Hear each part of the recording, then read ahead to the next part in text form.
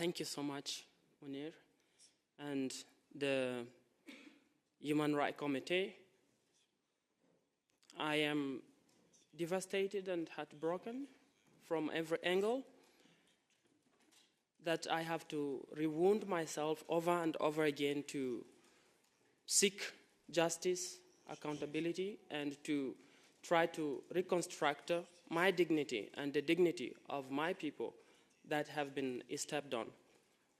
But I'm equally grateful for having a space where we are heard, where we can communicate our voices, because for us this is the beginning of justice, the space to tell what we have experienced on our bodies and to think together what justice would mean, and to also look up to the institutions which have been entrusted into ensuring that criminals are held accountable and victims find justice. As my name has been said, I am David Yambo. I'm the president of Refugees in Libya, a human rights defender, and a victim of Al-Masri. In my country, Sudan, I was already a child soldier, and I ended up in Libya after fleeing my country. When I got to Libya, I was tortured, enslaved, and dehumanized beyond my comprehension. I tried to escape Libya on the central Mediterranean 5 times, and each of those times I was kidnapped at sea by EU-funded Coast Guard and pulled back to Libya, where I was tortured. And this pull back to Libya was not thoroughly done by Libya and the Libyan Coast Guard, but it was supported by Frontex, which operate on the central Mediterranean and transmit boat information that are in distress back to the Libyan militias.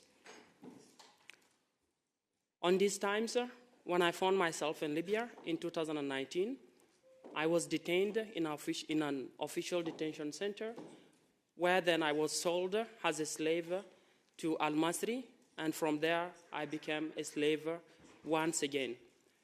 From this point, I was sent to Metiga Air Base, where I was forced to work in construction and even in front lines, carrying munitions and doing all those inhuman things. But not only that, I was personally tortured by Al-Masri himself in different forms that I do not know how to describe, because I did not deserve it. Those who died that I witnessed did not also deserve it. From here, when I was in Libya, still I continued to document in the hope that justice could come. I continued to work with international institutions, judiciary bodies, including the ICC, to ensure that they can do something, because they are our only hope. I survived. Many survived because the ICC have been our only hope from the moment I fled from my country of origin.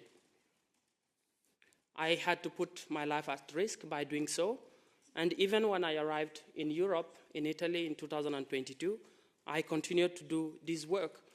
But until the 19th of January, my torturer, this wanted criminal, a killer, a murderer, and a rapist, a grave human trafficker, was roaming across Europe, and he was in Italy, the country where I have sought refuge.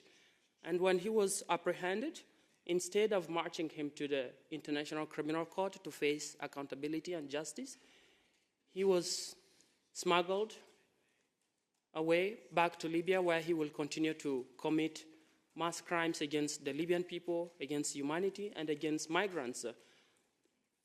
Through this, when we started to search for answers to our questions, we found that the Prime Minister of Italy, Giorgia Meloni, is immediately responsible.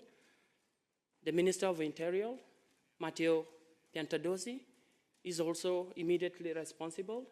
The Minister of Justice, Carlo Nordio, he is also responsible. Alfredo Mantovano.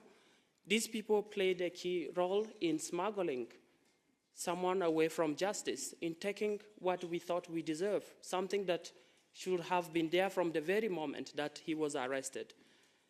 But now, as refugees in Libya, our struggle does not stop here. That is why I am also here today, and I want to reiterate that we want justice.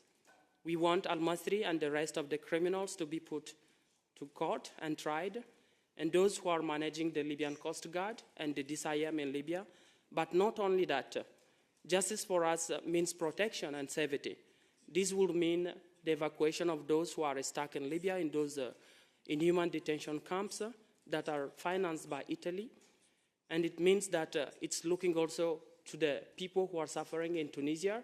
Since the EU has signed a memorandum with Tunisia, there is a continuous massacre of the black migrants across Tunisia, where now there is still active state-to-state human trafficking between Tunisia and Libya, and the auctioning of black people. On the other side, to conclude, we want dignity. This is something that can be protected. It cannot be given. We want protection of this. We want to be recognized as refugees. And when discussions are held about us, we are called and we are listened to. And the demands to the ICC, we want a protection for witnesses and victims who are here within Europe and those still in Libya. We want the expansion of the scope on war crimes, because just yesterday, thank you, I have to show these mass graves. When these things happen, which was discovered 2 days ago, it's really, I cannot look away from it. And I want us to all contribute to ensure that we find justice and accountability.